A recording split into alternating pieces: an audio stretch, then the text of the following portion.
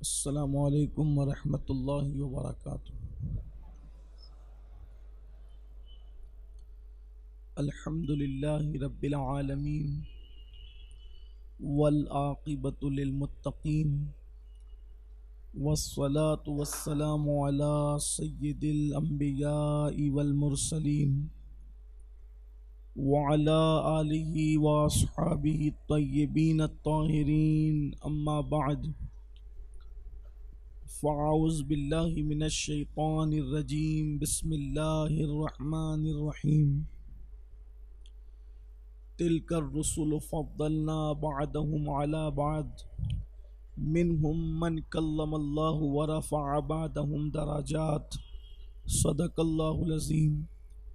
غوث اعظم بمن بے سرو ساما مدد، قبلہ دین مدد، کعبہ ایمان مدد، انتظار کرم تستمن عینی را، اے خدا جو خدا بینو خدا دا مدد۔ بگردہ بے بلا افتاد کشتی، ضعیفانو شکستہ را تو پشتی، بحق کے خواجہ عثمان ہارون، مدد کن یا معین الدین چشتی، مدد کن یا معین الدین چشتی، مدد کن یا معین الدین چشتی۔ انتہائی احترام و عقیدت کے ساتھ اپنے اور ساری کائنات کے مرکز عقیدت حضور رحمت عالم تاجدار عرب و عجم،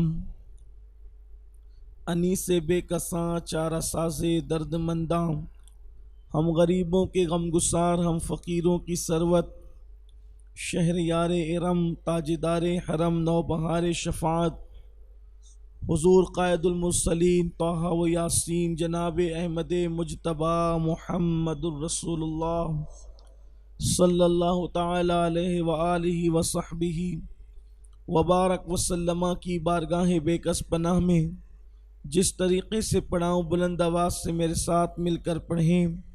الصلاۃ والسلام علیک یا رسول اللہ، الصلاۃ والسلام علیک یا نبی اللہ، الصلاۃ والسلام علیک یا حبیب اللہ، وعلی آلک و اصحابک یا نور اللہ، صلی اللہ تعالی علیہ وسلم۔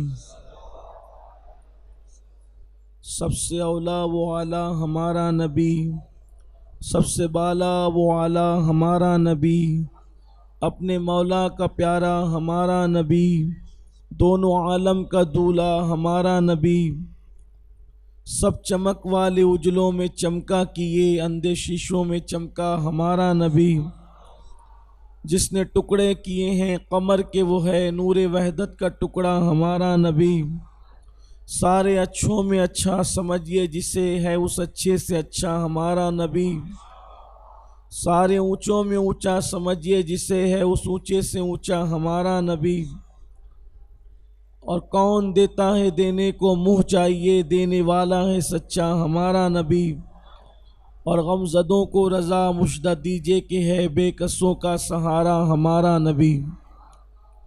الحمدللہ ہر سال کی طرح امسال بھی سواد اعظم اہل سنت و جماعت کی عالمگیر تحریک سنی دعوت اسلامی کے زیر اہتمام میلاد مصطفیٰ صلی اللہ علیہ وآلہ وسلم کے موقع پر جو 12 روز ہر سال ہمارے پروگرامات ہوتے تھے، اس کا آج دوسرا یہ پروگرام ہے، دوسری یہ محفل ہے، اور ہم سب اپنے آقا و مولا قائد المرسلین محمد الرسول اللہ صلی اللہ تعالی علیہ وآلہ وصحبہ وبارک وسلم کی بارگاہ بے کس پناہ میں خراج عقیدت پیش کرنے کے لیے حاضر ہیں۔ ہم لوگ بے پناہ خوش نصیب ہے کہ اللہ تبارک و تعالی نے ہمیں ایسا رسول اور ایسا نبی عطا فرمایا کہ اور انبیاء کرام میں اللہ نے چیدہ چیدہ انفرادی طور پر جو خصوصیات عطا فرمائی تھی وہ بدرجہ کمال بدرجہ اتم اللہ نے ہمارے ایک نبی کی ذات میں جلوگر فرما دیا۔ ہمارے آقا صلی اللہ علیہ وآلہ وسلم اللہ کی بارگاہ میں سب سے زیادہ عزت والے اور مکرم ہیں۔ ہر نبی کو اللہ نے عزت عطا فرمائی، لیکن جتنی عزت مصطفیٰ جان رحمت کو اور جتنا اکرام ان کا ہے، اللہ کی بارگاہ میں وہ مقام اور مرتبہ کسی کو نصیب نہ ہو سکا۔ چونکہ یہ ہماری محفلیں مصطفیٰ جان رحمت کی شان، شوکت اور عظمت کی اس لیے منعقد کی جاتی ہے تاکہ ہمیں اللہ کے رسول کی عظمت اور بزرگی کی معرفت نصیب ہو، اور ہمیں پتہ چلے کہ ہم کس رسول کا کلمہ پڑھتے ہیں۔ ہر نبی شان والے ہیں، ہر رسول شان والے ہیں، لیکن جس نبی کا کلمہ ہم پڑھتے ہیں وہ شان ایک انفرادی شان ہے۔ مثال کے طور پر اللہ نے ہمارے آقا علیہ السلام کو یہ مقام عطا کیا، یہ شان عطا کی کہ اللہ نے پورے قرآن میں کسی کی جان کی قسم یاد نہیں فرمائی۔ اللہ نے اپنی پوری مخلوق میں، پوری کائنات میں کسی کی جان کی قسم یاد نہیں فرمائی سوائے ایک ہستی کے۔ اللہ تعالیٰ میرے آقا علیہ السلام کی جان کے متعلق فرماتا ہے، لعمرک، اے محبوب تمہاری جان کی قسم۔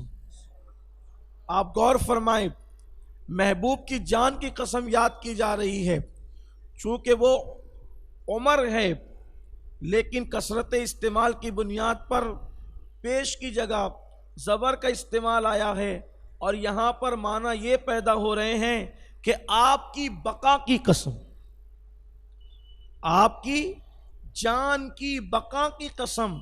آپ اندازہ فرمائیں، اسی لیے تو امام اہل سنت نے بھی جب قسم کا تذکرہ فرمایا تو جان کو بقا کے معنی میں لیا، کہتے ہیں ہے کلام الہی میں شمس الضحیٰ تیرے چہرے نور فضا کی قسم، قسم شب تار میں راز یہ تھا کہ حبیب کی زلف دوتا کی قسم۔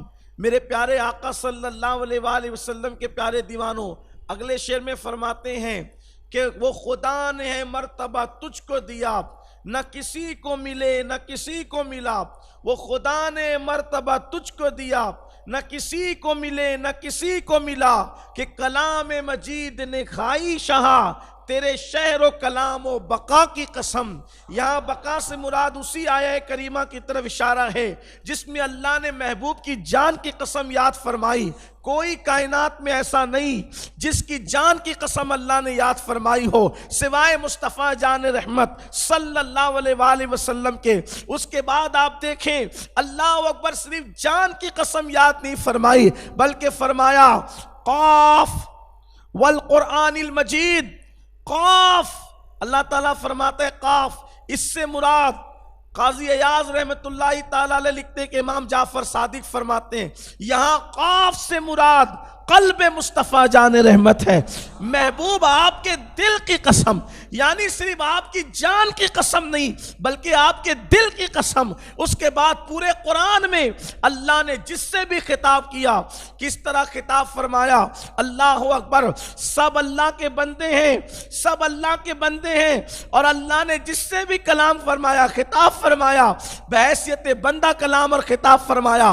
لیکن کائنات کی ایک ہستی ایسی ہے کہ وہ بھی حضور کے بندے ہیں، بندے خاص ہیں، لیکن جب ان کا ذکر کیا تو سید و سردار کہہ کر کے فرمایا۔ اللہ قرآن میں فرماتا ہے یاسین، سورہ یاسین میں آپ بار بار پڑھتے ہیں یاسین۔ یاسین کا مطلب امام جعفر صادق ارشاد فرماتے ہیں اس کی تفسیر یہ ہے، اے سید، اے سردار، اپنے بندے کو جو سید و سردار کہہ کر پکارے، یہ مرتبہ اگر اللہ نے کسی کو دیا ہے تو اللہ نے ہمارے نبی آمینہ کے لال کو عطا فرمایا۔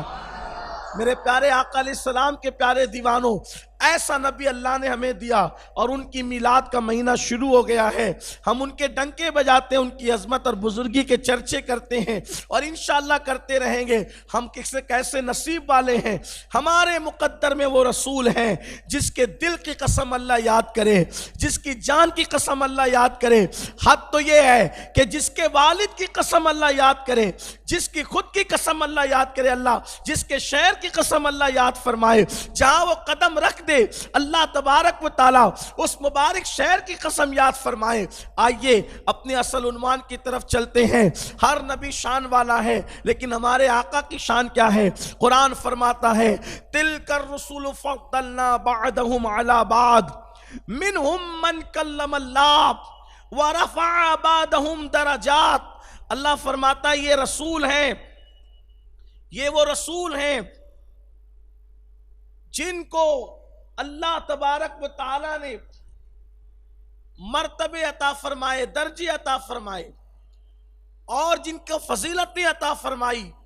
یہ وہ رسول ہے جن کو اللہ نے فضیلتیں عطا کی، درجے عطا کیے، اور پھر اللہ نے بتایا کہ یہ جو درجے والے رسول ہیں سب عزت والے، کوئی کم نہیں ہے مرتبے میں، کیونکہ اللہ کے یہاں مرتبوں کی کمی نہیں ہے، سب مرتبے والے ہیں، سب شان والے ہیں، سب بزرگی والے ہیں۔ لیکن اللہ تعالیٰ نے فرمایا کہ یہ وہ ہیں جن کو اللہ تبارک و تعالیٰ نے بلندی عطا کی، شان عطا کی، فضیلت عطا کی۔ لیکن پھر اللہ تعالیٰ نے دو نبیوں کا ذکر فرمایا۔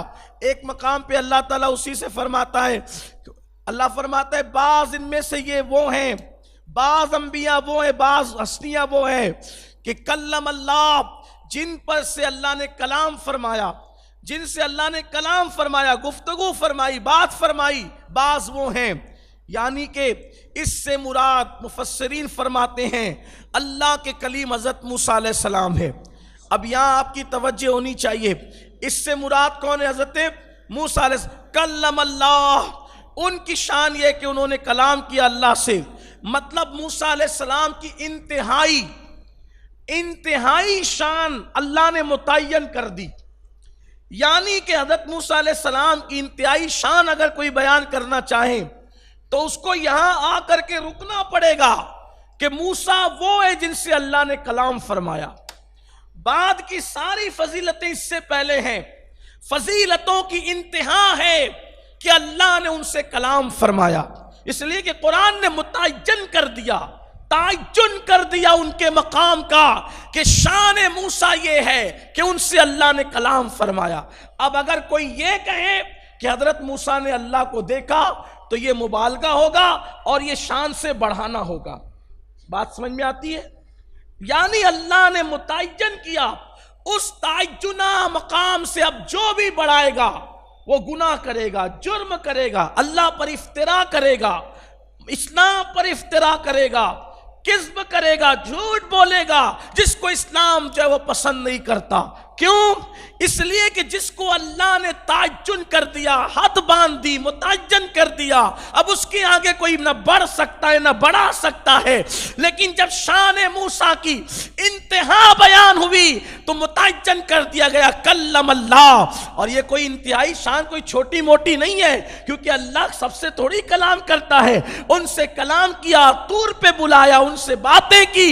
لیکن قرآن جب میرے نبی کی، آپ کے نبی کی، جن کا ہم کلمہ پڑھتے ہیں، میلاد والے مصطفیٰ کی بات بیان فرمائی تو حد متعین نہیں کی، حد کا تعین نہیں کیا، بلکہ فرمایا وَرَفَعَ بَعْضَهُمْ دَرَجَاتٍ، اور بعض وہ ہیں جس کو اللہ نے درجوں بلند کیا۔ کتنا بلند کیا یہ بلند ہونے والا جانتا ہے یا بلند کرنے والا جانتا ہے؟ درجوں بلند، یہاں کوئی حد کا تعین نہیں ہے، یہاں حد کا تعین نہیں ہے، اللہ نے درجوں بلند کیا۔ اور ایک مقام پہ فرمایا وَرَفَعْنَا لَكَ ذِكْرَكَ، ہم نے تمہارے لیے تمہارے ذکر کو بلند کیا۔ ایک مقام پہ فرمایا وَلَلْآخِرَةُ خَيْرٌ لَكَ مِنَ الْأُولَى، آپ کی ہر پچھلی والی گھڑی سے آنے والی گھڑی بہتر ہے۔ اب ہمارے نبی کے لیے اور انبیاء کے لیے تو آپ یہ کہہ سکتے ہیں کہ ان کی حد کا تعین ہے، اس سے ان کو نہ بڑھائیں، لیکن سید الانبیاء کے لیے کوئی نہیں کہہ سکتا کہ ان کی حد کا تعین ہے، کیونکہ اللہ فرما رہا ہے وَرَفَعَ بَعْضَهُمْ دَرَجَاتٍ، بعض وہ جن کو اللہ نے درجوں بلند کیا، اس سے مراد محمد الرسول اللہ کی ذات۔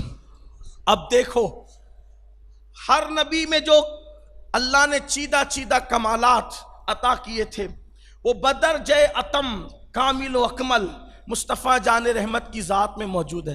مثال کے طور پہ نمبر 1، جتنے انبیاء ہیں سب نے اللہ کے ہونے کی گواہی سن کر کے دی ہے۔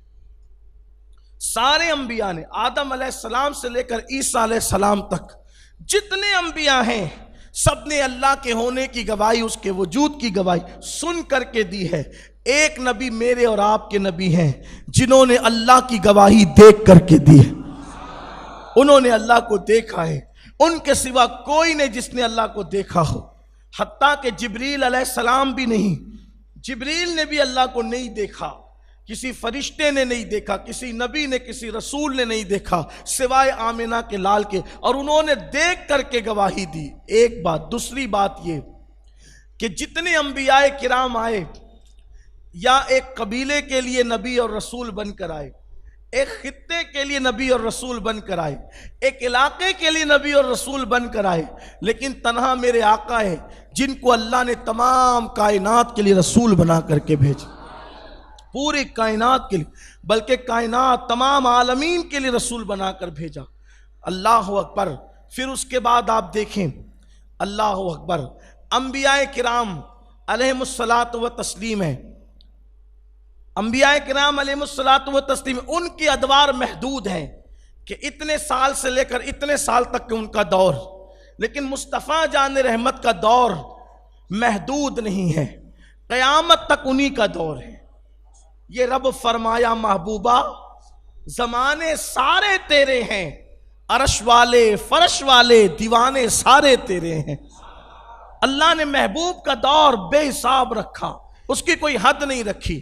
پھر آپ دیکھیں حضرت آدم علیہ السلام کو اللہ تبارک و تعالیٰ نے پیدا فرمایا، آدم علیہ السلام پیدا ہوئے، مشہور بات ہے، بڑی فضیلت ہے، بڑی شان ہے، انتہائی شان ہے آدم علیہ السلام کی کہ ان کو فرشتوں نے سجدہ کیا۔ آدم علیہ السلام کو فرشتوں نے سجدہ کیا، یہ فضیلت آدم ہے علیہ السلام، یہ شان آدم ہے علیہ السلام کہ اللہ نے ان کو فرشتوں نے سجدہ کروایا۔ لیکن آپ دیکھیں بڑا مقام ہے، سارے فرشتے سجدے میں گرے آدم کے سامنے، لیکن ہمارے نبی کی شان یہ ہے کہ سارے فرشتوں کو ان پر درود پڑھوایا، آدم کے لیے سجدہ کروایا، محبوب کے لیے درود پڑھوایا۔ ایک اس سے بڑی بات ہے، وہاں سجدہ ہے، یہاں درود ہے، اس سے بڑی بات ہے۔ اور ایک بات اس میں ایڈ کر سکتے ہیں آپ، اور کرنا چاہیے، کہ آدم علیہ السلام کو سجدہ کرایا کچھ دیر کے لیے، ایک متعینہ مدت کے لیے، پہلے سجدے میں نہیں تھے، پھر گئے، پھر اٹھ گئے، لیکن اپنے نبی کی بات آئی تو متعینہ مدت کے لیے درود نہیں پڑھایا کہ ایک دن پڑھو، 2 دن پڑھو، 4 دن پڑھو، بلکہ کیا فرمایا؟ ان اللہ وملائکتہ یصلون علی النبی، مضارع کے ساتھ کہا جا رہا ہے کہ نبی پر اللہ اور اس کے فرشتے درود بھیجتے ہیں۔ کب سے بھیج رہے ہیں، کب تک بھیجتے رہیں گے، نہ ابتدا کوئی جانتا ہے نہ انتہا کوئی جانتا ہے۔ کتنی بڑی بات ہے، وہاں صرف سجدہ ہے، بڑی بات ہے وہ بھی، لیکن یہاں درود ہے، اور پھر درود میں بھی مدت کا تعین نہیں۔ تیسری بات، جب اللہ سجدہ کرنے کا حکم دیتا ہے فرشتوں کو، جب اللہ فرشتوں کو سجدہ کرنے کا حکم دیتا ہے تو آدم کو فرشتے سجدہ کر رہے تھے تو ساتھ اللہ نہیں ہے سجدہ کرنے میں، اللہ سجدہ کرنے میں ساتھ، توجہ ہے آپ کی، یہ اپنے نبی کی شان۔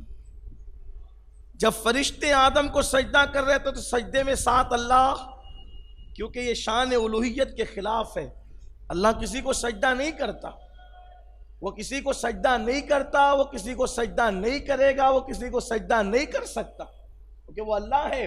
وہ وحدہ لا شریک ہے۔ تو سجدہ کس نے کیا؟ صرف مخلوق نے، صرف فرشتوں نے کیا۔ مگر قربان جب محبوب پر درود پڑھنے کی اور بھیجنے کی بات آئی تو آدم کے لیے کہا کہ فرشتوں صرف تم سجدہ کرو، محبوب کے لیے کہا میں بھی درود بھیجتا ہوں، تم بھی درود بھیجو۔ دیکھا یہ شان ہے محمد الرسول اللہ کی، مصطفیٰ جان رحمت کی شان یہ، اسی لیے تو حضور نے فرمایا انا قائد المرسلین ولا فخر، کہ میں تمام انبیاء کا سردار اور قائد ہوں، لیکن یہ بات میں فخر سے نہیں کہتا۔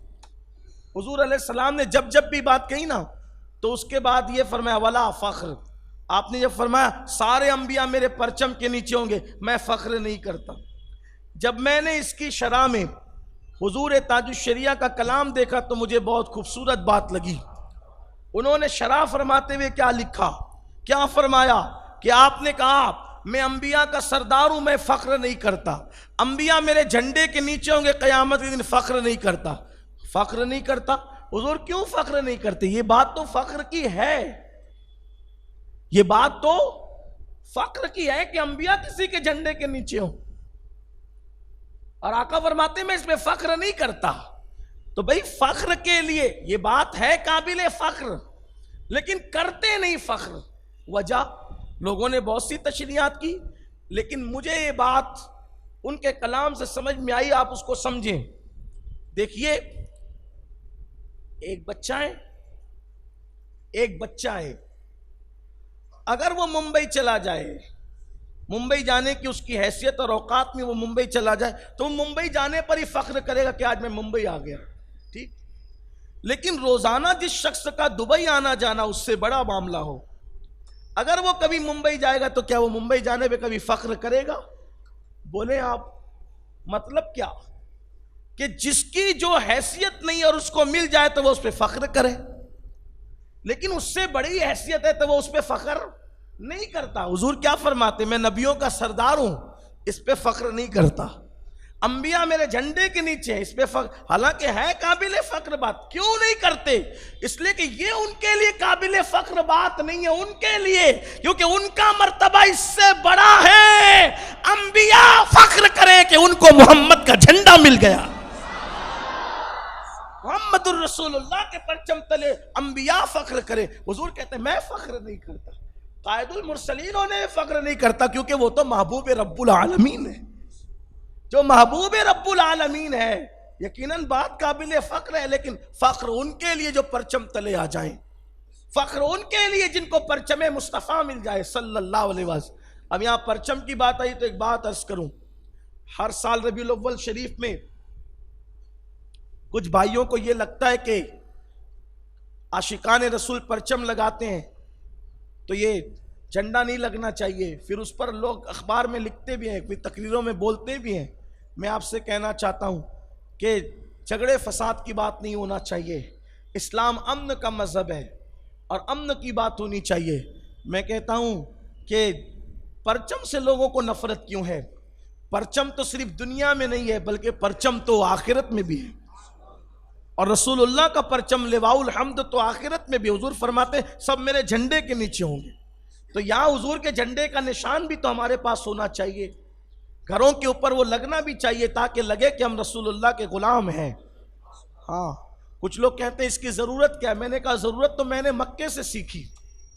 جب حج کے لیے گیا تو میں نے دیکھا کہ جس ملک کے لوگ جس بلڈنگ میں ہوتے تھے وہاں ان کا پرچم لگا رہتا تھا، تو لوگوں کو پوچھنا نہیں پڑتا تھا، بھٹکنا نہیں پڑتا تھا، جس بلڈنگ کے اوپر جس ملک کا پرچم دیکھا سمجھ گئے یہ ہندوستان والے، یہ پاکستان والے، یہ بنگلہ دیش والے۔ آپ لوگ بھی حج کو گئے ہوں گے تو آپ نے دیکھا ہوگا، جو گئے ان سے پوچھو کہ بلڈنگوں پہ ہر ملک کا پرچم لگا تھا، حالانکہ جو لوگ پرچم لگانے کو منع کرتے انہوں نے لگا رکھا تھا۔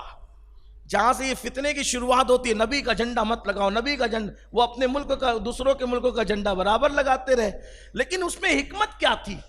پوچھنا نہیں پڑتا تھا کہ بلڈنگ میں رہتا کون ہے۔ توجہ آپ کی، بلڈنگ میں ہند کا پرچم دیکھا یہاں ہندوستان والے رہتے ہیں، پاکستان کا پرچم دیکھا پاکستان والے، بنگلہ دیش کا پرچم دیکھا بنگلہ دیش والے۔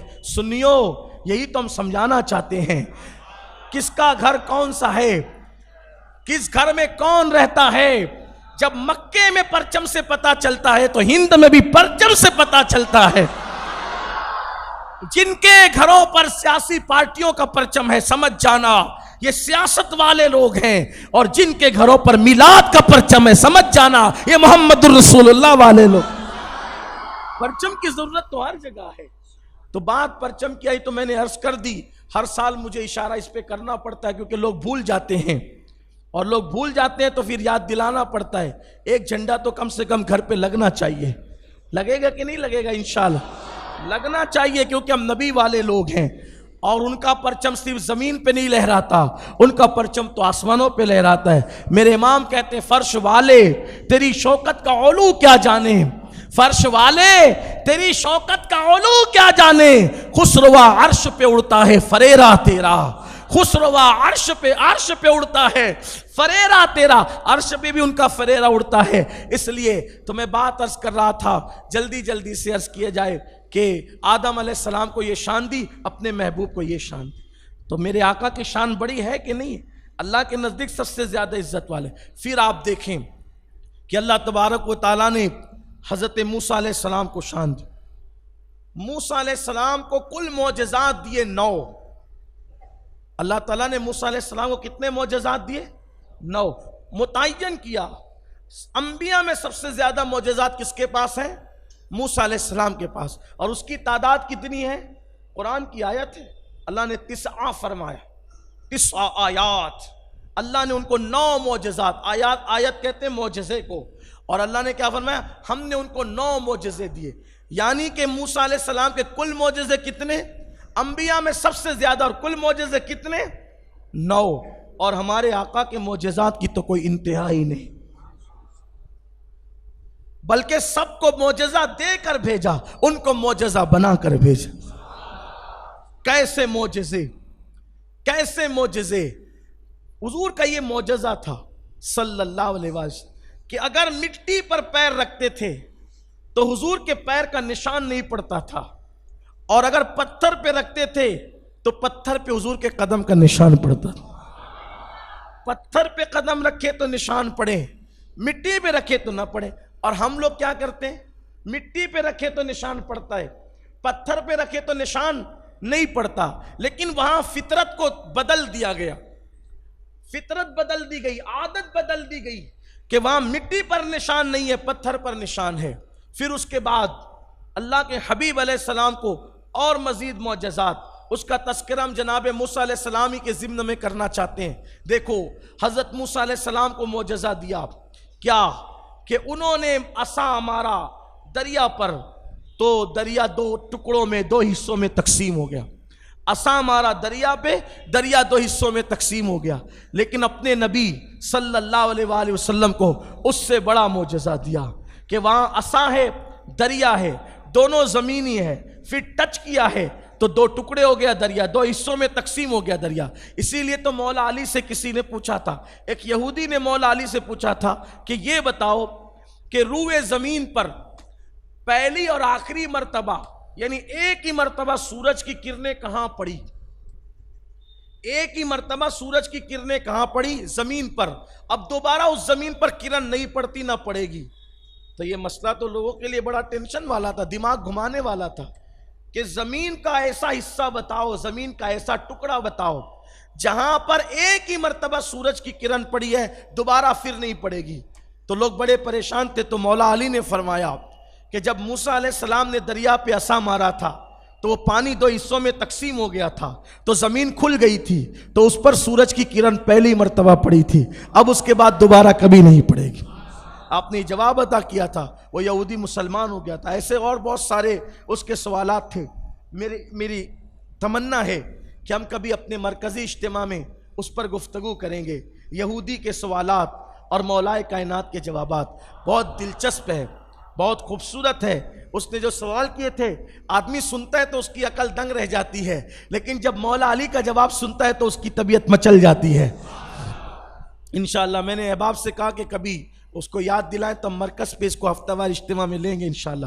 تو عرض یہ کر رہا تھا کہ موسیٰ علیہ السلام نے دریا پہ عصا مارا تو دریا دو حصوں میں بٹ گیا، لیکن اپنے نبی کی شان یہ ہے کہ یہاں دریا نہیں ہے، زمینی چیز نہیں ہے، وہاں چاند ہے، چاند، وہ بھی آسمان پر، اور بہت بڑا، زمین سے بڑا ہے نا چاند، زمین سے بڑا ہے چاند، کئی گنا بڑا ہے۔ حضور نے اشارہ کیا، وہاں عصا ٹچ کیا گیا، یہاں انگلی ٹچ نہیں کی گئی، صرف اشارہ کیا گیا اور چاند کے ٹکڑے ہو گئے۔ اسی لیے تو ہم کہتے ہیں اپنے مولا کی یہ بس شان عظیم، جانور بھی کرے جن کی تعظیم، سنگ کرتے ہیں ادب سے تسلیم، پیڑ سجدے میں گرا کرتے ہیں، اور مائے شک گشتہ کی صورت دیکھو، مائے شک گشتہ کی صورت دیکھو، کانپتے مہر کی رجعت دیکھو، مصطفیٰ پیارے کی قدرت دیکھو، کیسے اعجاز ہوا کرتے ہیں، کیسے اعجاز ہوا کرتے ہیں۔ یہ اپنے نبی کی شان صلی اللہ علیہ وآلہ وسلم۔ پھر آپ دیکھیں حضرت موسیٰ علیہ السلام کو یہ معجزہ دیا کہ ان کے پاس جب قوم پانی کا سوال کرنے کے لیے، پانی کا مطالبہ کرنے کے لیے آئی، تو آپ نے عصا کو پتھر پہ مارا تو کیا ہوا؟ عصا کو پتھر پہ مارا تو پتھر سے پانی کے چشمے جاری ہو گئے۔ لیکن مصطفیٰ جان رحمت کی قوم جب پیاس کا سوال کرنے مصطفیٰ جان رحمت کے پاس آتی ہے تو میرے نبی کو نہ عصا کی ضرورت ہے نہ پتھر کی ضرورت ہے، بلکہ مصطفیٰ جان رحمت کی انگلیوں سے پانی کے چشمے جاری ہوتے۔ انگلیاں ہیں فیض پر، ٹوٹے ہیں پیاسے جھوم کر، ندیاں پنجابے رحمت کی ہے جاری واہ ہوا۔ یعنی انبیاء کرام میں اور انفرادی طور پہ جو خصوصیات ہیں وہ ساری اجتماعی طور پہ محمد الرسول اللہ میں موجود ہیں، اور بدرجہ اتم موجود ہے، بدرجہ اکمل موجود ہے، بدرجہ اتم موجود ہے، آوت موجود ہے، افضل موجود ہے۔ اللہ اکبر کی شان کے ساتھ ہے کہ وہاں عصا زمین پتھر پہ مارا جاتا ہے تو پانی کے چشمے نکلتے ہیں، نہ یہاں عصا ہے نہ یہاں پتھر ہے، بلکہ انگلیوں سے، کیونکہ پتھر جو ہے وہ زمین کی جنس سے ہے، اس سے تو پانی نکلا ہی کرتا ہے، پتھر سے پانی نکلتا ہی ہے، لیکن حضور موسیٰ علیہ السلام کے عصا کے ذریعے سے نکلا تو معجزہ ہو گیا۔ لیکن کسی کی انگلی سے کبھی پانی نہیں نکلا۔ اگر کسی کی انگلیوں کی گھائیوں سے پانی نکلا ہے تو وہ میرے آقا مصطفیٰ جان رحمت کی ذات۔ یہاں پہنچ کر ایک بات مجھے یاد آتی ہے، اسی لیے امام اہل سنت سے کسی نے پوچھا پانیوں میں سب سے افضل پانی کون سا ہے، تو میرے امام نے فرمایا سب سے افضل ترین پانی وہ ہے جو محمد الرسول اللہ کی انگلیوں سے نکلا۔ حالانکہ یہ سوال اور پہلے بھی لوگوں سے پوچھا گیا، اور کسی نے کہا زمزم افضل ہے، کسی نے کہا کوثر، کسی نے کہا بارش کا پانی، کیونکہ بارش کا پانی افضل اس لیے کہا گیا کہ جب بارش کا پانی زمین پہ آتا ہے تو ہر قطرے کو فرشتہ لے کے زمین پہ اترتا ہے، لیکن میرے امام نے فرمایا نہیں، زمزم تو مل رہا ہے، ملتا رہے گا، کوثر بھی سب کو ملے گا، ہر مومن کو ملے گا کوثر، لیکن وہ پانی کہاں ملے گا؟ وہ تو انہی خوش نصیبوں کا حصہ تھا جنہوں نے پیا، ان سے منہ دھویا، وضو کیا، اپنے جانوروں کو سیراب کیا۔ کون سا پانی؟ وہ محمد الرسول اللہ کی انگلیوں سے نکلا تھا۔ صحابی سے پوچھا گیا کتنے لوگ تھے؟ کہا 1500 تھے 1500، لیکن واللہ اگر اس سے زیادہ بھی ہوتے تو بھی پانی اتنا نکلا تھا کہ پورے لشکر کو کافی ہو جاتا۔ پھر اسی طرح سے آپ دیکھیں حضرت موسیٰ علیہ السلام کو یہ شان دی، موسیٰ توریت لینے آؤ، توجہ آپ کی، موسیٰ توریت لینے آؤ، حضرت موسیٰ علیہ السلام کو توریت لینا ہے تو موسیٰ علیہ السلام توریت لینے کے لیے کوہ طور پر جاتے ہیں، لیکن اپنے نبی کی شان یہ ہے قرآن لینے کے لیے ان کو نہ ہیرا پہ بلایا جاتا ہے، نہ سور پہ بلایا جاتا ہے، نہ طور پہ بلایا جاتا ہے، کہیں بلایا نہیں جاتا، بلکہ قرآن سے کہا جاتا ہے قرآن جہاں میرا محبوب ہے وہیں تو چلا جا۔ اور حد تو یہ ہے توریت ایسا نہیں کہ کبھی مصری ہے کبھی شامی ہے، توریت کبھی مصری ہے کبھی شامی، ایسا نہیں ہے، توریت ہے، توریت طور پر آتی ہے، اللہ کی کتاب ہے، توریت ہے۔ توریت کو نہ آپ شامی کہہ سکتے ہیں نہ مصری کہہ سکتے ہیں، مگر یہ قرآن ہے۔ محبوب جہاں ہے، اگر محبوب بدر میں ہے تو قرآن بدر آ رہا ہے، محبوب احد میں ہے، قرآن احد آ رہا ہے، محبوب خندق کھود رہے ہیں، قرآن خندق میں آ رہا ہے، محبوب خیبر میں ہے، قرآن خیبر میں جا رہا ہے، جہاں جہاں محبوب ہے وہاں قرآن جا رہا ہے۔ حد تو یہ ہے اگر محبوب بستر عائشہ پہ آرام کر رہے ہیں تو قرآن بستر عائشہ پہ بھی آ رہا ہے۔ کوئی اندازہ کرے تو اپنے نبی کی شان کا، کوئی اندازہ کرے تو اپنے نبی کی مقام کا۔ کلام الہی جہاں محبوب ہے وہاں جا رہا ہے، کلام الہی جہاں محبوب ہے وہاں جا رہا ہے۔ اور حد یہ ہے کہ بستر عائشہ پہ محبوب ہے تو کلام الہی وہاں بھی جا رہا ہے۔ اور پھر نہ انجیل نہ توریت، آپ نہ اس کو شامی کہہ سکتے نہ مصری کہہ سکتے، کیونکہ ایک زمانہ مصر میں گزارا موسیٰ علیہ السلام نے، ایک زمانہ شام میں گزارا، نہ وہ مصری ہے نہ شامی ہے۔ مگر قرآن بعض صورتیں مکی ہیں، بعض صورتیں مدنی ہیں، بعض صورتیں مکی ہے، بعض صورتیں مدنی ہے۔ قرآن کلام الہی مکی مدنی کب سے ہونے لگا اور کیسے ہوا؟ لوگوں نے پوچھا کہ قرآن مکی مدنی کیسے ہوا؟ تو کسی نے جواب دیا جو مکے میں نازل ہوا مکی ہے، جو مدینے میں نازل ہوا مدنی ہے۔ ہم نے کہا نہیں، اکثر مفسرین اس کا انکار کرتے ہیں کہ جو مکے میں نازل ہوا وہ مکی نہیں، جو مدینے میں نازل ہوا وہ مدنی نہیں۔ کہا پھر مکی مدنی کیسے؟ تو کہا جب تک نبی مکے میں رہے، مکے میں نازل ہونے کی وجہ سے قرآن کی صورتیں مکی نہیں ہیں، جب تک رسول اللہ مکے میں رہے اس وقت تک جتنی صورتیں آئی وہ سب مکی ہے، چاہے پھر وہ کہیں نازل ہوئی، مکے میں نازل ہو یا مکے کے باہر۔ آپ کو کی توجہ میں اسی پہ لانا چاہتا ہوں، حضور کی عظمت سمجھو۔ لوگ ابھی تک بک رہے ہیں کہ وہ ہماری طرح ہے، ہم کہتے وہ تو موسیٰ و عیسیٰ کی طرح بھی نہیں ہے، ان کی شان تو ان سے بھی بلند ہے، وہ تمہاری طرح لوم چلانے والوں کی طرح وہ کیا ہو سکتے ہیں، پان کی دکان چلانے والوں کی طرح وہ کیا ہو سکتے ہیں۔ معاذ اللہ، جس کی بیوی پنچایت بٹھا کر کے جس سے طلاق کا مطالبہ کر رہی ہو وہ اس کی طرح کیا ہو سکتے ہیں، جو ادھر ادھر جرائم کرتے ہوئے پکڑے جائیں وہ ان کی طرح کیا ہو سکتے ہیں۔ ارے طور پر جو خدا سے باتیں کرتے ہیں وہ موسیٰ بھی میرے محبوب کی طرح نہیں ہے تو کوئی ان کی طرح کیسے ہو سکتا ہے؟ مکے میں قرآن، مکۃ المکرمہ میں قرآن نازل ہوا، اس لیے وہ مکی نہیں ہے، بلکہ جب تک نبی مکے میں رہے، چاہے قرآن مکے میں آیا چاہے مکے کے باہر آیا، وہ قرآن کی صورتیں مکی ہے۔ اور جب حضور مدینہ منورہ چلے گئے تو مدینہ میں نازل ہونے کی وجہ سے صورتیں مدنی نہیں ہے۔ اگر حضور مدینہ ہجرت کر کے گئے، بعد میں قرآن اگرچہ مکے میں آیا، اب وہ مکی نہیں ہے بلکہ اب وہ صورتیں مدنی ہے، اگرچہ مکے میں نازل ہوئی۔ وجہ یہ ہے محبوب، ہمیں مکہ اور مدینہ کیا، ہمیں تو تیری ذات پیاری ہے۔ جب تک تو مکی کہلایا قرآن کی صورتیں بھی مکی ہو گئی، اور جب تو مدنی کہلایا تو قرآن کی صورتیں بھی مدنی ہو گئی۔ یہ ہے نبی کی شان۔ پھر اس کے بعد دیکھیں آپ، اللہ اکبر، مصطفیٰ جان رحمت کی شان کیا ہے۔ حضرت موسیٰ علیہ السلام اللہ سے دعا کرتے ہیں، کیا دعا کرتے ہیں؟ رب اشرح لی صدری ویسر لی امری واحلل عقدۃ من لسانی یفقہوا قولی۔ موسیٰ کہتے ہیں اللہ میری زبان کی گیرا کھول دے اور میرے لیے شرح صدر فرما دے، میرے سینے کو کشادہ کر دے۔ موسیٰ مانگ رہے ہیں میرا سینہ کشادہ کر دے، محبوب نے مانگا نہیں۔ قرآن کہتا ہے الم نشرح لک صدرک، محبوب ہم نے تمہارے لیے تمہارا سینہ، ہم نے تمہارے سینے کو کشادہ نہیں کر دیا، ہم نے تمہارے لیے شرح صدر نہیں کر دیا۔ اس کے بعد حضرت موسیٰ کہتے ہیں اللہ میرے بھائی کو میرا وزیر بنا دے، اے اللہ میرے بھائی کو میرا، سورہ طٰہٰ کی آیت ہے میرے ذہن سے نکل رہی آیت کریمہ، اللہ میرے بھائی کو میرا وزیر بنا دے، میرے بھائی کو میرا وزیر بنا دے۔ کیوں؟ تاکہ وہ میرا بوجھ اٹھا سکے۔ کیا کہا؟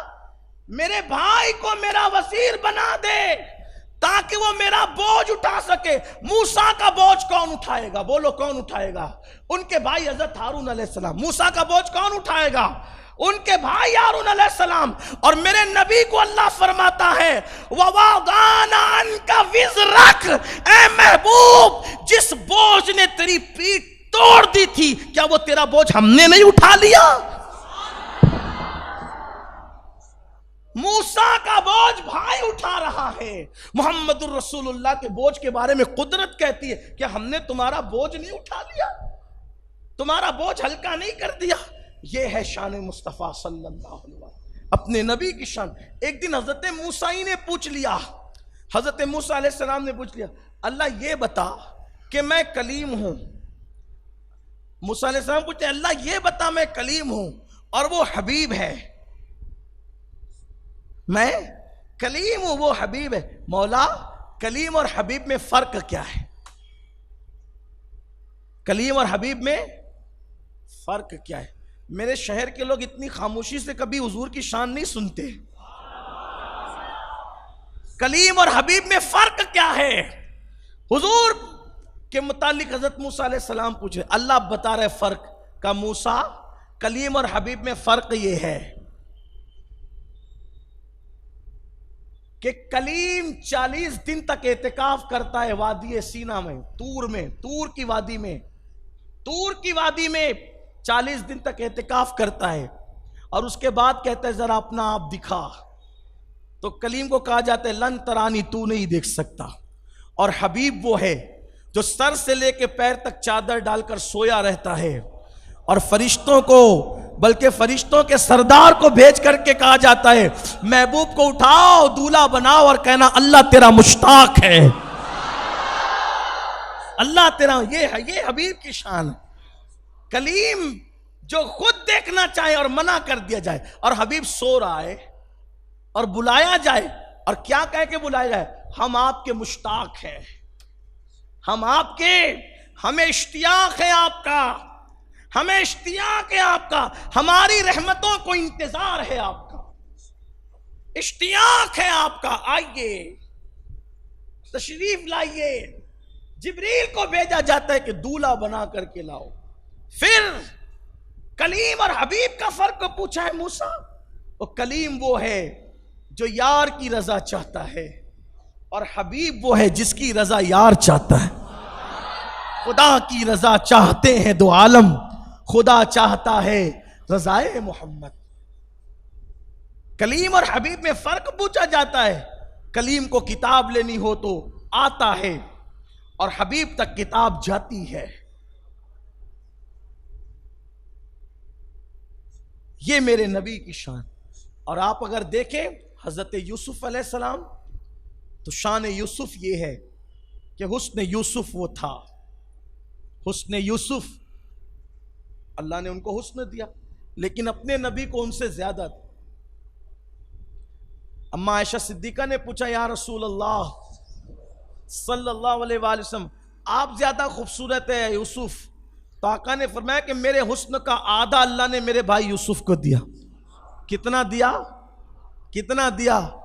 آدھا۔ اب اس آدھے کا کیا حال ہے، پورے کا کیا حال؟ آدھا یہ کہ آدھے کو دیکھ کر کے انگلیاں کٹ گئی، آدھے کو دیکھ کر انگلیاں ٹکڑے ہو گئی، آدھے کو دیکھ کر انگلیاں ٹکڑے ہو گئی، آدھے کو دیکھ کر انگلیاں ٹکڑے ہو گئی، پورے کو دیکھا نہیں۔ ان کا چہرہ دیکھ کر انگلیاں ٹکڑے ہوتی ہیں، جو وہ یوسف ہیں، یوسف ہے جن کا چہرہ دیکھ کر انگلیاں ٹکڑے ہوتی ہے۔ اور کل حسن وہ ہے مصطفیٰ جان رحمت کا جن کی انگلی دیکھ کر چاند ٹکڑے ہوتا ہے۔ چہرہ دیکھ کر انگلیاں ٹکڑے ہوئی یہ حسن یوسف ہے، چہرہ دیکھ کر انگلیاں ٹکڑے ہوئی یہ حسن یوسف ہے، انگلی دیکھ کر چاند کا چہرہ ٹکڑے ہو گیا یہ حسن مصطفیٰ ہے۔ کیا حسن ہے اے سید ابرار تمہارا، اللہ بھی ہے طالب دیدار تمہارا، کیوں دید کے مشتاق نہ ہو حضرت یوسف، اللہ کا دیدار ہے دیدار تمہارا۔ حضرت خلیل کو دیکھے، ابراہیم خلیل اللہ، ان کو خلیل بنایا، ان کو حبیب بنایا۔ اسی لیے تو کہا کہ فیض جلیل، جلیل کس کو کہا؟ حضور کو کہا فیض جلیل خلیل سے پوچھو، آگ میں باغ لگاتے یہ ہیں. فیض جلیل خلیل سے پوچھو، آگ میں باغ لگاتے یہ ہیں صلی اللہ علیہ وسلم. تو ان کو خلیل بنایا، میرے آقا کو حبیب بنایا. اب خلیل اور حبیب میں کیا فرق ہے؟ دیکھو، جو خلیل ہے، خلیل ان کو بھوک لگتی ہے، خلیل کو تو کھانا فرشتے لاتے ہیں. ان کو بھوک لگتی ہے تو کھانا اور فرشتے کھلاتے ہیں. اور حضور کو بھوک لگتی ہے تو بخاری شریف کی حدیث کی طرف آئیے. حضور کو بھوک لگے تو کیا ہوتا ہے؟ خلیل کو بھوک لگے تو فرشتے لا کے کھلائیں، اور حبیب کے لیے فرشتے نہیں. بخاری کی طرف آؤ. حضور علیہ السلام کی عادت تھی کہ حضور روزہ رکھتے تھے اور پے در پے رکھتے تھے مسلسل، جس کو صوم وصال کہتے ہیں. یعنی افطار نہیں کرنا، کئی کئی دن تک کے روزہ روزہ روزہ، رات بھی دن بھی کچھ کھانا پینا نہیں. تو کچھ لوگوں نے حضور کو دیکھا، وہ سچے عاشق تھے، تو انہوں نے بھی نقل کرنی شروع کی کہ حضور افطار نہیں کرتے، ہم نے بھی نہیں کرنا. جیسے حضور رکھتے رات و دن، کھاتے پیتے کچھ نہیں، ہم نے بھی. تو کچھ لوگوں نے جب شروع کیا تو چہرے پیلے پڑنے لگے، کچھ لوگ گرنے لگے کمزور ہو کر، کچھ لوگوں کے آنکھوں کے حلقے اندر کی طرف چلے گئے. میں اس تشریح کے ساتھ بات کر رہا ہوں. کچھ لوگوں کی کمزوری یہاں تک پہنچی کہ اٹھنے بیٹھنے کے قابل نہ رہے. سرکار نے فرمایا میں کیا دیکھ رہا ہوں، تم کمزور ہو رہے ہو. حضور اپنی امت کو کمزور نہیں دیکھ سکتے. حضور علیہ السلام اپنی امت کو طاقتور دیکھنا چاہتے. اسی لیے کمزوری میں حضور نے فرمایا کہ میں تمہیں کمزور دیکھ رہا ہوں. آنکھیں اندر جا رہی ہے، حلقے گھٹ رہے ہیں، کیا ہو رہا ہے؟ اسی نے عرض کی یا رسول اللہ صلی اللہ علیہ وآلہ وسلم، آپ کو پے در پے روزہ رکھتے ہوئے دیکھ کر، صوم وصال رکھتے ہوئے دیکھ کر انہوں نے بھی وہی شروع کر دیا ہے. تو آقا نے کیا فرمایا پتہ ہے؟ ایکم مثلی، سرکار فرماتے ایکم مثلی، تم میں کون میری طرح ہے؟ کیا فرمایا؟ تم میں کون میری طرح ہے؟ اب یہاں ایک بہت خوبصورت بات کہنا چاہتا ہوں. سورہ کہف کے اندر ایک آیت ہے،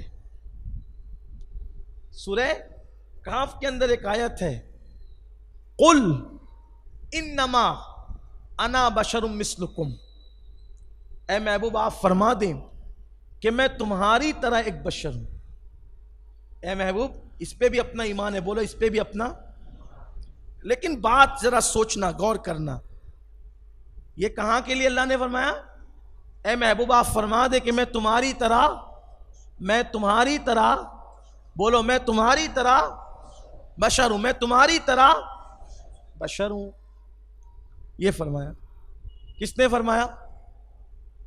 اللہ نے قرآن میں فرمایا. آپ کہیں ان سے، محبوب آپ ان سے بولیے کہ میں تمہاری طرح بشر ہوں. قرآن حدیث ایک دوسرے کے خلاف نہیں ہے. قرآن حدیث ایک دوسرے کے، یعنی جو قرآن کہے گا وہی حدیث کہے گی، اور جو حدیث کہے گی وہی قرآن کہے گا. دونوں میں ٹکراؤ نہیں ہے. کیوں ٹکراؤ نہیں ہے؟ کیونکہ قرآن بھی اللہ کی طرف سے آیا ہے اور حدیث بھی اللہ کی طرف سے آئی. دونوں آئی اللہ ہی کی طرف سے.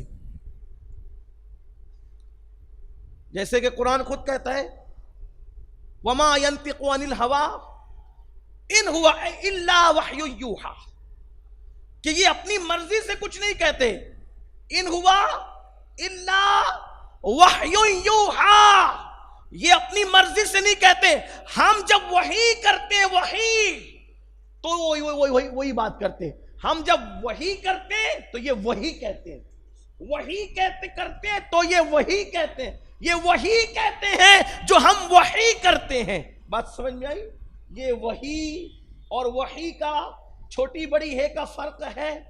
وحی اور وحی، جب وحی آتی ہے تو حضور وحی بولتے ہیں. ٹھیک بات سمجھے؟ مالیگاؤں والوں کو تو اردو کی ضرورت نہیں ہے، نہیں تو ہمارا بچہ مالیگاؤں میں اردو جانتا ہے. گہوارہ ہے نا، علم ادب کا گہوارہ، شعر شاعری کی زمین ہے ماشاءاللہ. ہم وحی کرتے تو قرآن بھی وحی سے آیا اور حدیث بھی. تو دونوں ایک دوسرے کے خلاف. فرق اتنا ہے کہ قرآن وحی مطلوع ہے اور حدیث وحی غیر مطلوع ہے. یہ آپ بار بار سنتے رہتے علماء سے, علماء آپ کو سمجھانے کی کوشش کرتے ہیں. پھر ایسا کیوں کہ ایک مقام پہ کہا جا رہا ہے کہ کہو میں تمہاری طرح بشر ہوں, اور ایک مقام پہ کہا جا رہا ہے ایکم مثلی, تم میں کون میری طرح ہے. بات یہ, اب یہاں میں آپ کا تھوڑا سا ٹائم لوں گا, 1-2 منٹ کا. بات سمجھنا, آج یہ مسئلہ حل ہونا چاہیے کہ یہ کہنے کا حق کس کو ہے کہ ہم نبی کی طرح, اور یہ کہنے کا حق کس کو ہے کہ ہم نبی کی طرح نہیں ہے. یہ جو کہا نا قل انما انا بشر مثلکم, میں تمہاری طرح بشر ہوں, یہ حضور نے کہا تھا مکے کے کافروں سے. کس سے کہا تھا؟ کس سے کہا تھا؟ کس سے کہا تھا؟ مومنوں سے نہیں کہا. جب مومنوں سے کہا تو کیا کہا؟ ایکم مثلی, کون میری طرح ہے تم میں. دونوں سے بات الگ الگ, کیونکہ کافر ان کو نبی مانتے ہی نہیں تھے. تو حضور نے ان کو کیا کہا کہ میں تمہاری طرح بشر ہوں. کیوں کہا؟ دیکھو اس کو آسانی سے سمجھو. آپ ہندوستان کے ماحول کو لے کر ہی سمجھ لو. ہندوستان کے اندر کتنے کروڑ لوگ بستے ہیں؟ 125 کروڑ, 125 کروڑ لوگ بستے ہیں, یعنی کہ 1 ارب 25 کروڑ لوگ بستے ہیں. اس میں سے 25 کروڑ ہے مسلمان اور 1 ارب ہے جو مسلمان نہیں ہے. ان میں اچھے بھی ہیں برے بھی ہیں. کچھ ایسے لوگ ہیں جو مسلمانوں کو ستاتے ہیں, کچھ لوگ, سب نہیں. کچھ اتنے اچھے ہیں کہ اگر ہم نماز پڑھیں تو ہمارے غیر مسلم بھائی ایئرپورٹ پہ کھڑے ہوتے, کسی کو آگے جانے نہیں دیتے. ہم لوگ خود نماز پڑھتے ہیں ایئرپورٹ پہ, ٹرینوں میں, تو وہ خود ادب سکھاتے کہ ایسا نہیں کرنا. بہت ادب سے ملتے ہیں, محبت, 5 انگلی ایک جیسی نہیں ہوتی. کسی بھی مذہب میں ہر آدمی برا نہیں ہے, انسانیت لوگوں کے اندر باقی رہتی ہے. لیکن کچھ ایسے بدماش ہیں جو سیاسی بیس پر, سیاسی معاملے کو لے کر کبھی موب لنچنگ کرتے ہیں, کسی کو پکڑ کے مارتے ہیں, کاٹتے ہیں. ٹھیک ہے, اب مثال کے طور پر کسی کو پکڑا, سمجھا رہا ہوں, کسی کو پکڑا, مارا, پیٹا, گالیاں دی, مار ڈالنے کی کوشش کی, تو وہاں پر کوئی دانشمند انسان ہوگا, تو دانشمند انسان کیا کہے گا؟ ارے مسلمان سمجھ کے رحم نہیں کرتا اس پر, تو کم سے کم انسان سمجھ کر تو رحم کر, یہ تیری طرح انسان ہے. بات سمجھے کہ نہیں؟ یہ تیری طرح انسان ہے, اس پہ اس طرح رحم کر, یہ تیری, کہ جیسے تجھے ڈنڈا مارنے پہ تکلیف ہوتی ہے تو اس کو بھی تکلیف ہو رہی ہے, تجھے پتھر مارنے میں تکلیف ہوتی ہے تو اس کو بھی تکلیف ہو رہی ہے نا. تیرا سر پھٹتا ہے, خون نکلتا ہے تو تکلیف ہوتی ہے, تو اس کا بھی سر تو نے پھاڑ دیا تو تکلیف ہو رہی ہے. تو یہ مسلمان ہے, یہ بھول جا, یہ تو سوچ کہ یہ انسان ہے, انسان سمجھ کے اس پہ رحم کر. بات سمجھے؟ تو وہ کیا کہتا ہے؟ بھائی میں تیری طرح انسان ہوں نا. کیا کہتا ہے؟ میں تیری طرح, مجھے تو نہیں سمجھتا نا, مسلمان مجھے سمجھ کر کے مجھ پہ ظلم کر رہا ہے, تو میری اہمیت نہیں سمجھتا, تو میں تیری طرح انسان ہوں. بات سمجھے نا؟ کس کو کہا میں تیری طرح انسان ہوں؟ بلا تمثیل. اب آئیے مکے کی زمین پہ, مکے والے پتھر مارتے ہیں, مکے والے زخمی کرتے ہیں, مکے والے خون بہاتے ہیں, مکے والے تکلیف پہنچاتے ہیں, مکے والے بیٹیوں کا طلاق کروا دیتے ہیں, مکے والے 3 سال تک شاب ابی طالب میں قید کر دیتے ہیں, مکے والے سوشل بائیکاٹ کرتے ہیں. تو حضور بتا رہے ہیں ارے نبی سمجھ کر احترام نہیں کرتے, میں تمہاری طرح بشر ہوں, کم سے کم انسان ہی سمجھ کر کے انسانوں جیسا سلوک کر. مطلب سمجھے؟ تو یہ جو کس سے کہا تھا تمہاری طرح بشر ہوں, کس سے کہا؟ مکے کے کافروں سے, مسلمانوں سے نہیں کہا. اور جب مسلمانوں کو کہا تو کیا کہا؟ ایکم مثلی, کون تم میں میری طرح ہے؟ تم تو میرا کلمہ پڑھتے ہو, اپنے آپ کو میرا غلام سمجھتے ہو, کون میری طرح ہے؟ کسی نے نہیں کہا ہم آپ کی طرح ہے. اور پتا چلا یہ گفتگو کس سے ہے؟ تمہاری طرح بشروں کی گفتگو کس سے ہے؟ تو جو لوگ نبی کو اپنی طرح کہتے ہیں تو وہ اپنے آپ کو سمجھتے کیا ہیں؟ بھئی میں نہیں, آپ نے نہیں کہنا یہ بات. وہ کیا سمجھتے ہیں وہ جانے, وہ کیا سمجھتے ہیں. تو یہ بات تو جس سے کہی گئی تھی اس کا جواب دینا چاہیے، مکے کے کافروں سے کہی گئی، اور جب مومنوں سے صحابہ سے کہی گئی تو کیا کہا؟ ایجکم مثلی، کون تم میں میری طرح ہے؟ سب چپ رہے اور چپ رہ کے بتا دیا یا رسول اللہ کوئی آپ کی طرح نہیں ہے، ہم تو صحابی ہیں، ہم آپ کی طرح کیا ہو سکتے ہیں جب موسیٰ و خلیل آپ کی طرح نہیں ہو سکتے؟ پھر حضور نے کیا فرمایا؟ پھر حضور نے جو فرمایا، اب یہ بات آتی ہے، آقا فرماتے ہیں میں اپنی راتیں میرے اللہ کے ساتھ گزارتا ہوں، میں اپنی راتیں اپنے اللہ کے ساتھ گزارتا ہوں، اور پھر فرمایا وہ مجھے کھلاتا بھی ہے وہ مجھے پلاتا بھی ہے، خلیل کو بھوک لگتی ہے تو کھلانے کے لیے فرشتے آتے ہیں، اور حبیب کو بھوک لگتی ہے تو خدا ان کو خود کھلاتا ہے، خود پلاتا ہے، اور وہ اپنی راتیں اور وہ اپنی راتیں کہاں گزارتے ہیں؟ توجہ تو کریں، حضور کیا فرماتے ہیں؟ میں اپنی راتیں کہاں گزارتا ہوں؟ اپنے اللہ کے ساتھ گزارتا ہوں، اپنے اللہ کے ساتھ گزارتا ہوں۔ یہ شان مصطفیٰ جان رحمت ہے، ایسا نبی اللہ نے ہمیں عطا فرمایا۔ اگر بات کہیں تو اور لمبی ہوتی ہے، لیکن چونکہ ایک ہی گھنٹے کی تقریر ہونی ہے، 12 دن تک کے معاملات چلنے، کل بھی انشاءاللہ، کل کا پروگرام، کل کی محفل کہاں ہے؟ کل بڑی مکہ مسجد میں ہے، لیکن آپ لوگ کل جلدی آ جائیں، آج تاخیر ہوئی تو کل جیسے ہی جماعت ختم ہوگی ایک نعت شریف پڑھی جائے گی، اور ایک نعت شریف کے بعد بیان شروع ہو جائے گا۔ یعنی ہماری کوشش یہ ہے کہ 9 ساڑھے 9 بجے 9:30 بجے تک، 9:45 بجے تک کے پروگرام ختم ہو جائے، کیونکہ عشاء آج کل جلدی ہو رہی ہے، تو جلدی سے پروگرام ختم ہو جائے تو آپ اپنے گھروں کو چلے جائیں تو اچھا رہے گا۔ تو آپ لوگوں نے عشاء وہیں پڑھنا ہے، مکہ مسجد میں عشاء پڑھیں۔ تو کل انشاءاللہ فقیر قادری رہے گا، پھر پرسوں سے لے کر کے مزید 4 دن اور ہمارے مفتی مرکزی صاحب ہوں گے، مفتی امتیاز صاحب ہوں گے، مفتی راشد صاحب ہوں گے، حضرت مولانا حافظ غفران صاحب ہوں گے، پھر 4 دن کے بعد پھر لگاتار انشاءاللہ میلاد شریف کے لیے آپ کے ساتھ میں حاضر رہوں گا انشاءاللہ۔ لیکن ایسا نہیں کہ جس میں رہوں اسی میں آپ رہیں، ایسا نہیں ہونا چاہیے۔ میں رہوں یا نہ رہوں، ذکر رسول سننے کے لیے آپ لوگوں کو تشریف لانا ہے انشاءاللہ۔ آپ سے گزارش ہے، چاند نظر آ چکا، برکت والا مہینہ شروع ہو چکا، آپ روزانہ 1000 مرتبہ آقا علیہ السلام پہ درود شریف پڑھیں، روزانہ پڑھیں۔ یہ 12 دنوں میں 12,000 بار کا عدد پورا کریں۔ آپ کہیں گے ارے باپ رے باپ، کتنا ٹائم لگے گا 1000 بار پڑھنے میں؟ کوئی ٹائم نہیں لگے گا۔ آپ صلی اللہ علیہ وآلہ وسلم، یہ سب سے مختصر درود شریف ہے۔ کیا؟ صلی اللہ علیہ وآلہ وسلم، صلی اللہ علیہ وآلہ وسلم، صلی اللہ علیہ وآلہ، سب سے مختصر درود شریف۔ 2 منٹ لگتا ہے 100 بار پڑھنے میں۔ 100 بار پڑھنے میں کتنا منٹ لگتا ہے؟ 1000 بار پڑھنے میں کتنا؟ 20 منٹ۔ جو رسول پوری زندگی ہمارے لیے دعائیں کرتے رہے، رو رو کر کے مغفرت ہمارے لیے مانگتے رہے، کیا اس رسول کے لیے ہم روزانہ میلاد میں بھی 20 منٹ نہیں نکال سکتے؟ بالکل نکالنا ہے۔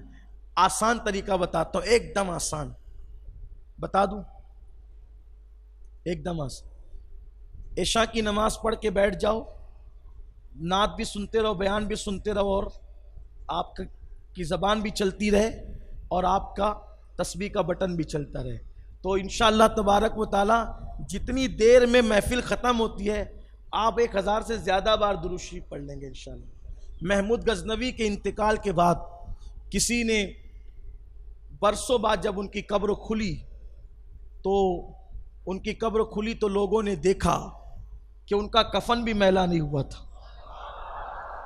تو کسی نے معلوم کرنے کی کوشش کی کہ وجہ کیا ہے، تو معلوم یہ پڑا کہ وہ بادشاہ ایسا بادشاہ تھا کہ اس وقت تک وہ سوتا نہیں تھا جب تک 1000 مرتبہ میرے آقا پہ درود نہیں پڑھ لیتا۔ تو آپ کو عادت پڑ جائے گی انشاءاللہ ان دنوں میں درود شریف پڑھنے کی، تو میلاد شریف جانے کے بعد بھی آپ 1000 مرتبہ درود، 500 مرتبہ درود شریف کی۔ 20 منٹ لگتا ہے میرے بھائی، ہم ایک چائے پینے جاتے ہیں ہوٹل پہ تو تو بھنکس کرتے ہوئے ہم گھنٹوں گزار دیتے ہیں. اخبار لے کر کے بیٹھتے ہیں تو پورا چاروں پیج کا اخبار چاٹ ڈالتے ہیں. تو میں سمجھتا ہوں کہ ہمیں درود شریف اگر ہم پڑھتے ہیں، آقا علیہ السلام فرماتے ہیں جو دنیا میں جتنا کثرت سے مجھ پہ درود پڑے گا وہ قیامت کے دن اتنا زیادہ مجھ سے قریب رہے گا.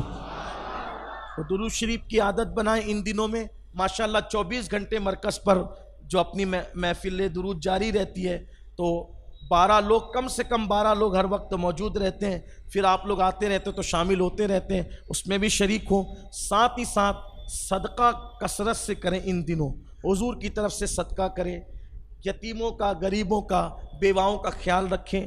اپنے گھروں پر کچھ نہ کچھ تھوڑی بہت اپنی حیثیت کے مطابق لائٹ وغیرہ، چراغا وغیرہ کریں، روشنی کریں.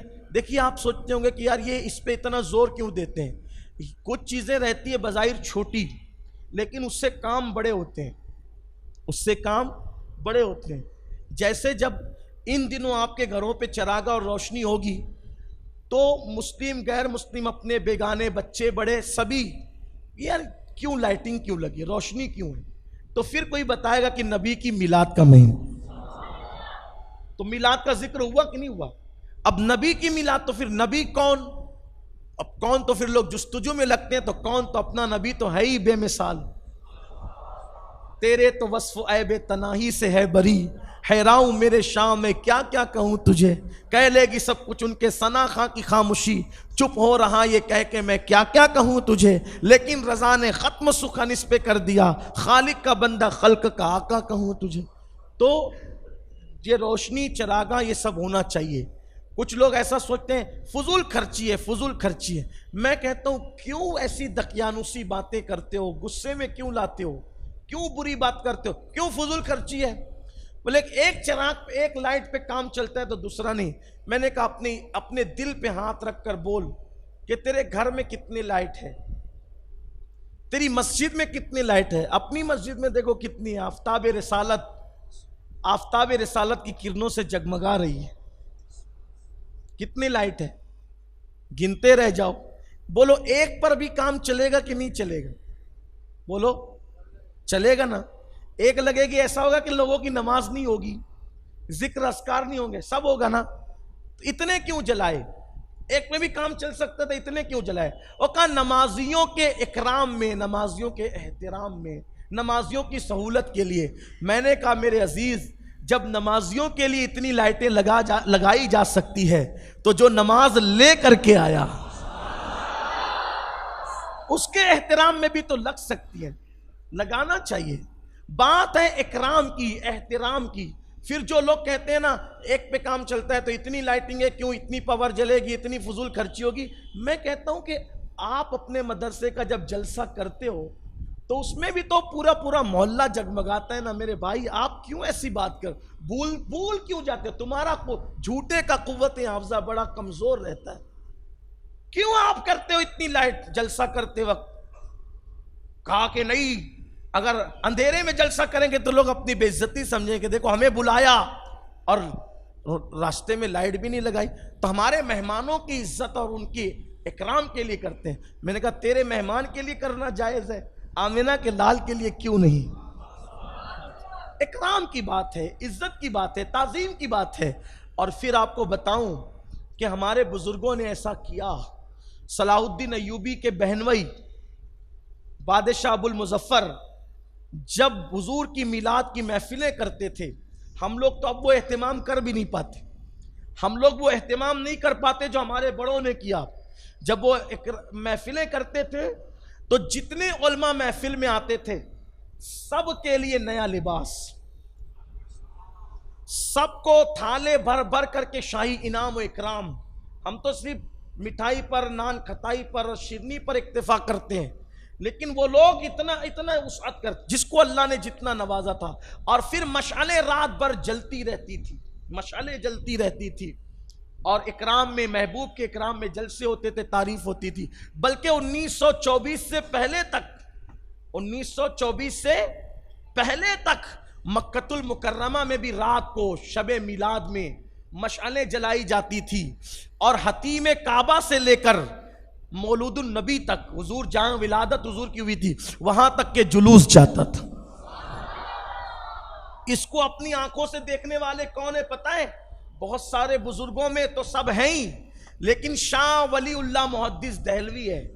شاہ ولی اللہ کہتے ہیں ایک مرتبہ میں مکے میں تھا اور میلاد النبی کا مہینہ آ گیا، تو میں محفل میلاد میں شریک ہوا تو میں نے دیکھا کہ آسمان سے انوار برس رہے تھے، میں نے انوار برستے دیکھا، لیکن میں یہ فرق نہیں کر سکا کہ یہ برستے ہوئے انوار میں ماتھے کی آنکھوں سے دیکھ رہا ہوں یا دل کی آنکھوں سے دیکھ رہا ہوں، لیکن نبی کی میلاد کی محفل پہ میں نے انوار برستے دیکھا ہے۔